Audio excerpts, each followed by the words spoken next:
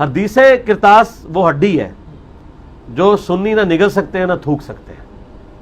تو محمد علی مرزا صاحب اس بات کا اعتراف نہیں کرنا چاہتے. ان کے دل میں صحابہ کے لیے محبت ہے، ابو بکر عمر کے لیے محبت ہے، اور وہ بھائی وہ دلیل کچھ بھی نہیں ہے، صرف ایک تعصب کے بنا پر وہ حقیقت کو نہیں دیکھنا چاہتے، حقیقت کو تسلیم نہیں کرنا چاہتے. صرف وجہ یہی ہے. انشاءاللہ وَإِلَّا اگر ہوتا نا، اگر دلیل ہوتی تو ادھر بہت سارے لوگ آ جاتے، کہتے ہیں کہ حدیث ثقلین ادھر یہ نہیں ہے، اس کی دلالت یہ نہیں، ہم پہ الزام لگاتے، بات کرتے، کوئی آنے والا کوئی بھی نہیں. نبی صلی اللہ علیہ وسلم اللہ کے خلیفہ تھے دنیا پہ، بادشاہ تو آئے نہیں تھے. وہ کبھی بھی بادشاہت والا معاملہ کر نہیں سکتے تھے.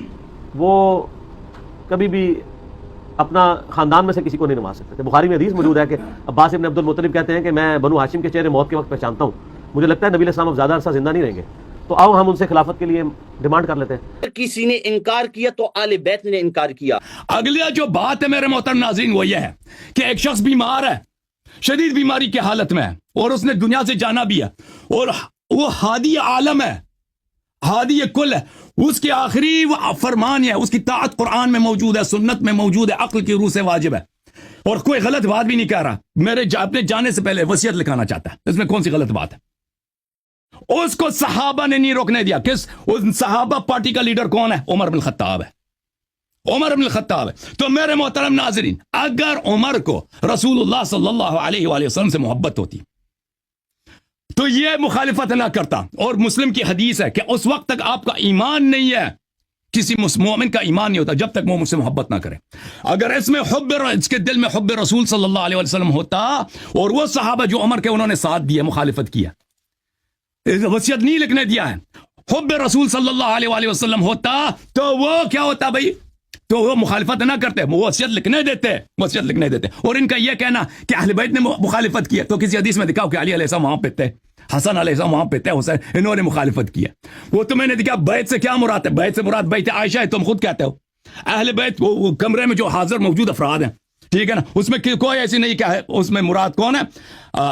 اہل بیت طاہرین علیہم الصلوۃ والسلام مراد ہیں. وہ تم الفاظ سے لوگوں کو بیوقوف بنانے کی کوشش کر رہے ہو. اچھا، اس مسئلے میں یہ کہتے ہیں کہ اہل بیت نے آپس میں اختلاف کیا.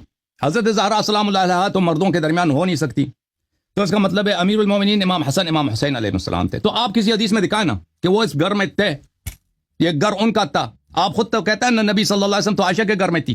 وہ بھول گئے کہ نبی صلی اللہ علیہ وسلم کی تیمارداری بیماری کہاں پہ؟ وہ عائشہ کے گھر میں ہوئی ہے. تو وہ بھول گئے.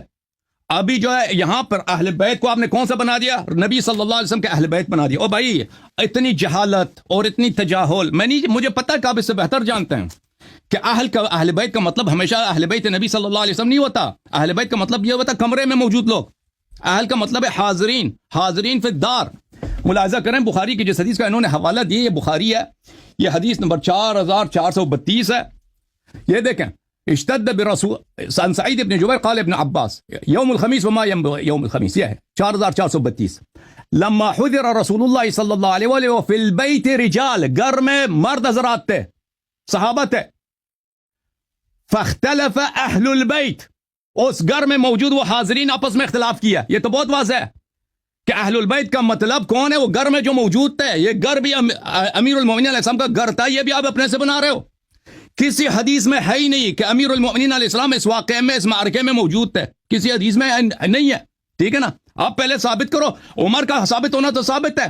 بیت کا ہمیشہ امیر المومنین علیہ السلام کا بیت نبوت مراد نہیں ہوتا. آپ خود کہتے ہو کہ نبی صلی اللہ علیہ وسلم کی تیمارداری عائشہ کے گھر ہوئی ہے.